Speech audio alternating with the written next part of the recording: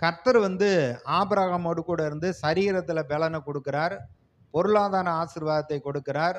அதேபோல சமுதாயத்துல நல்ல ஒரு அந்தஸ்தையும் கொடுக்கிறார். இப்படி வந்து ஆசீர்வதிப்பேன்னு சொன்ன தேவன் ஆசீர்வதித்தார். இந்த ஆசீர்வாதங்கள்லாம் அவனுக்கு மாத்திரமல்ல, அவனுடைய குமாரனாகிய ஈசாக்குக்கும் வந்தது. ஆதியாகமம் 26வது அதிகாரத்துல பஞ்சமான தேசத்துல, பெலிஸ்தருடைய தேசத்துல கேராரில் அவன் குடியிருக்கிறான். தேசத்துல பஞ்சங்கிறதுனால எல்லாரும் எகிப்துக்கு போறாங்க. ஆனா கர்த்தர் சொல்றாரு, நீ அங்கே இருங்கிறாரு. அந்த தேசத்துல 12வது வசனம், ஈசாக்கு அந்த தேசத்திலே விதை விதைத்தான்.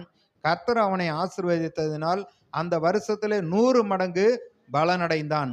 அவன் ஐஸ்வர்யவானாகி வர வர விருத்தி அடைந்து மகா பெரியவனானான். அவனுக்கு ஆட்டு மந்தையும் மாட்டு மந்தையும் அநேக பணிவிடைக்காரரும் இருந்தபடியினாலே பெலிஸ்தர் அவன் பேரில் பொறாமை கொண்டு, மற்றவர்கள் பார்த்து பொறாமைப்படுகிற அளவிற்கு அங்கே ஈசாக்கு ஆசீர்வதிக்கப்படுகிறார். கர்த்தர் வந்து அந்த உடன்படிக்கை நிமித்தம் ஆபிரகாமுக்கு சொன்ன வார்த்தையை அவனுடைய குமாரனாகிய ஈசாக்குக்கு அப்படியே செய்கிறார். இப்ப ஈசாக்குடைய குமாரர் ஏசா, யாக்கோப்பு.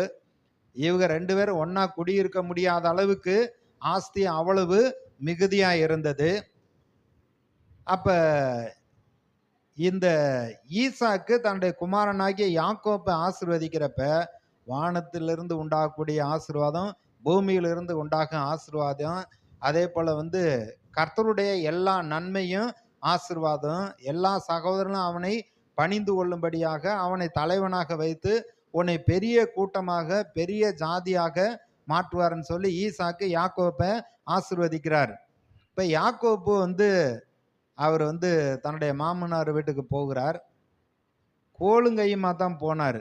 ஒண்ணுமே இல்லைனாலும் பரவாயில்லை, கர்த்தருடைய ஆசீர்வாதம், கர்த்தருடைய வாக்குத்தத்தம் இயேசு கிறிஸ்து மூலமா என்னுடைய வாழ்க்கையில பலிக்கும்னு சொல்லிட்டு விசுவாசித்து நீங்க போனீங்கன்னா, கர்த்தர் யாக்கோபோட பேசினார்.